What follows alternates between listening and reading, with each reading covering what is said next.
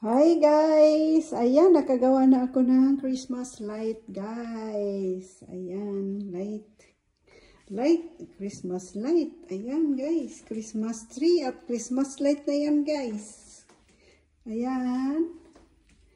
May dalawang ano doon. Ayan. Dito tayo sa entrada. Pasensya na guys, dyan si Kiko. Ayan si Kiko, ang cute kong Kiko. Dito ang entrance ng bahay, guys. Ayan.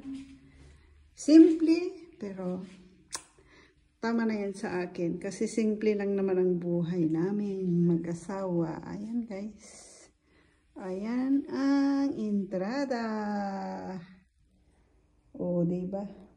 Kapapatay ko lang ng TV, guys. Nanonood ako ng mga YouTube. Yan. Tapos, dito sa bintana, dito sa kusina, ayan guys! Ito ang kusina ko guys. Yan. Ang tanawin, bintana.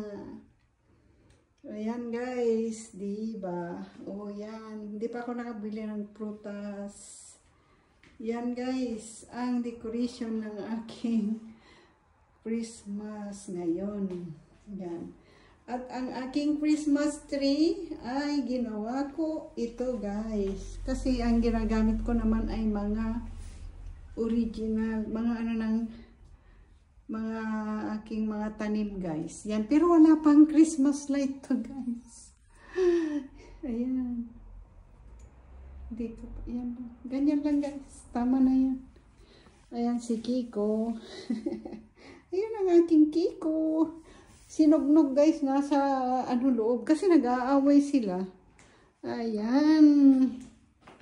At saka guys, pag Christmas, ayan ang tanawin. Saka guys, pag Christmas, ito ang makikita sa, ito ang tinapay sa Christmas guys. Ayan, ang sarap niya guys. May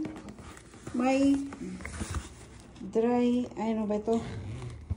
May pasas siya guys. At saka yung balat ng orange. Dried siya guys. Yan. Ang sarap niya guys. Ito ang gustong gusto ko guys. Tawag nito ay paniton guys. Yan ang pag Christmas lang yan guys. Yan. Paniton.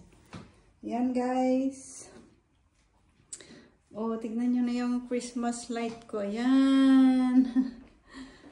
Simple lang, pero kontento na ako dyan.